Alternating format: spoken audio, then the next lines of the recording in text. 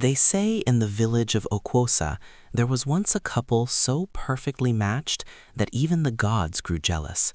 But jealousy, whether it lives in the hearts of men or in the heavens above, always finds a way to collect what it is owed. This is the story of Adaeze and Emeka, and the terrible price of a secret never confessed. If you love stories that make your chest tight and your eyes wet, subscribe now and ring that bell. New folktales every week, stories your grandmother knew but never finished telling. Long before the silence came, there was music. Every morning in the small clay house at the edge of the Okwosa market, Adaeze would wake before the sun and begin to sing. She did not sing because she had been taught to. She sang because the songs lived inside her like water lives inside a clay pot, quietly, completely, ready to pour. Her voice was the kind that made strangers stop walking. It made goats lift their heads. It made old men close their eyes and remember women they had loved 50 years before. Emeka, her husband, was a woodcarver. His hands were rough and dark with years of work, but they moved with the patience of a man who believed that something beautiful was hiding inside every block of wood, and that his only job was to find it. He carved chairs and stools, bowls and figurines, but his finest work was always the small birds he made for Adaeze. Every anniversary, every feast day, every morning she had been unwell, he would leave a small carved bird on her pillow. A hornbill, a weaver bird, an eagle mid-flight. Over 10 years of marriage, she had accumulated 37 birds. She kept them on a shelf above the cooking fire, and each one watched over their home like a small wooden guardian. They had no children yet, but they had each other, and in Okwosa, people said that was more than most. Their neighbors called them Obu Otu Obi. They share one heart. It was not flattery, it was observation. They finished each other's sentences. They laughed at the same silences. When Adaeze burned the soup, which was often, because she was a gifted singer and a terrible cook, Emeka would eat it without complaint, chasing each difficult mouthful with a sip of water and a smile that said, "I married the woman, not the food." And Adaeze, for her part, would bring him water every afternoon at exactly the hour his back began to ache from bending over his carvings. She never asked if he needed it. She simply appeared, as she always did, at exactly the right moment.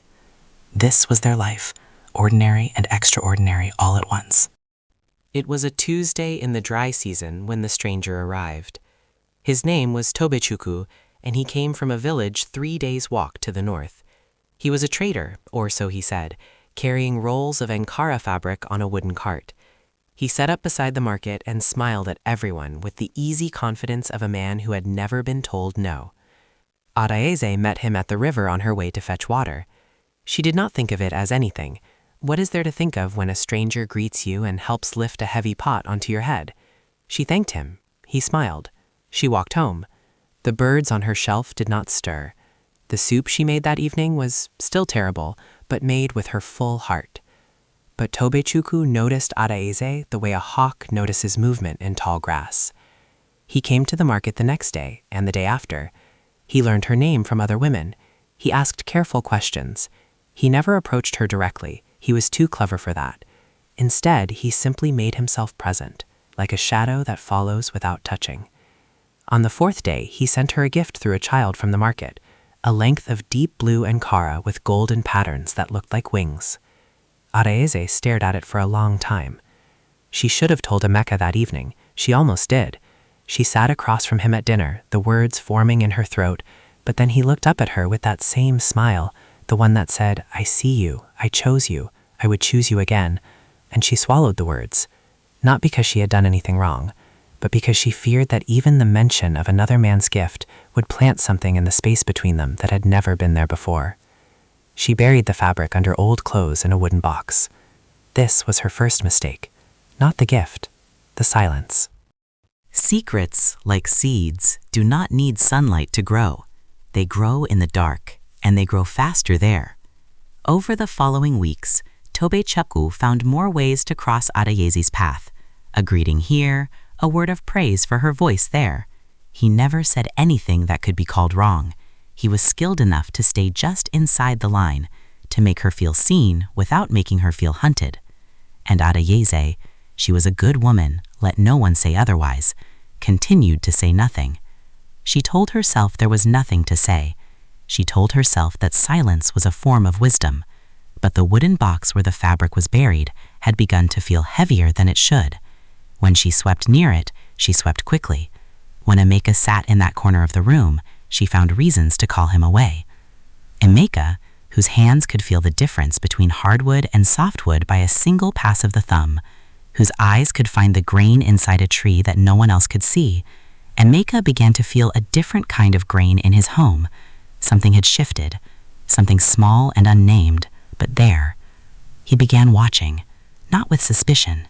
Emeka was not a suspicious man, but with the quiet, careful attention of a carver who knows that something inside the wood has changed. He saw nothing, he found nothing, but he felt everything. One night, as Adeyeze sang softly to herself while washing the bowls, Emeka sat in the doorway and listened, and for the first time in 10 years, the song made him feel lonely. It was the harmattan wind that undid it all. A fierce, dry gust came through the house one afternoon while Adeyeze was at the market, scattering clothes and old things from corners. Emeka, cleaning up, moved the wooden box to set a fallen stool upright, and the lid came loose.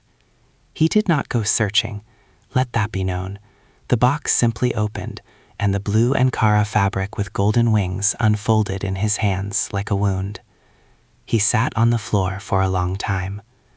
By the time Adeyeze returned from the market, she knew from the stillness of the house, the kind of stillness that is not peaceful, the kind that hums. Emeka did not shout. He did not throw anything. He sat at the table, with the fabric folded neatly before him, his hands flat on either side of it, the way a man lays his hands on a table when he is trying to keep them still. "Tell me," he said quietly, "from the beginning." And Adeyeze told him everything, the river, the gift, every silence she had chosen over truth. She wept. Her voice broke in places that had never broken before. When she finished, Emeka was quiet for so long that she thought perhaps he had left without moving. Then he stood, picked up the fabric, walked to the cooking fire, and held it over the flame until it caught. He watched it burn. Then he said without turning around, "It is not what you received that hurts me. It is that you carried it alone. We said we would carry everything together." He went to bed. He did not take her hand. That night, for the first time in 10 years, there was no singing in the house of Adeyeze and Emeka. The 37 birds on the shelf above the cooking fire watched in silence. They did not speak for 3 days. The market women noticed, the neighbors noticed, even the goats seemed to give the house a wider berth. On the morning of the 4th day, Adeyeze woke before dawn as she always had. She went to the kitchen and began to make pepper soup, Emeka's favorite, from memory and grief.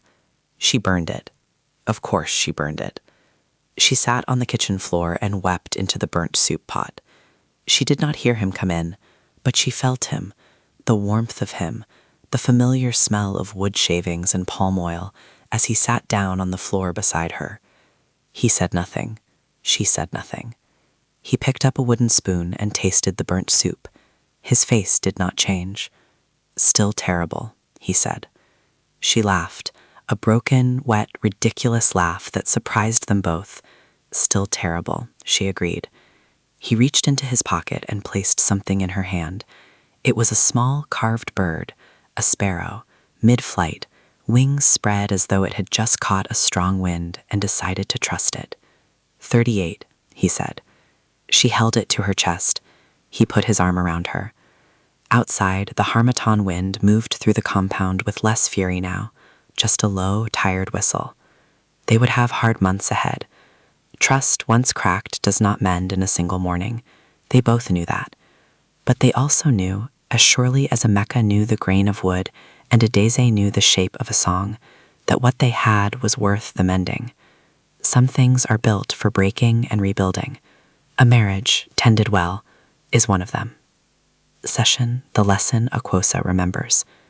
They say in that village to this day that the strongest marriages are not the ones where nothing goes wrong. They are the ones where, when something goes wrong, two people sit together on a kitchen floor and choose each other again. Keep no wooden boxes in your home. Whatever you carry, carry it together. Session, did this story touch you? Share it with someone who needs to hear it today. Like if you believe a good marriage is worth fighting for.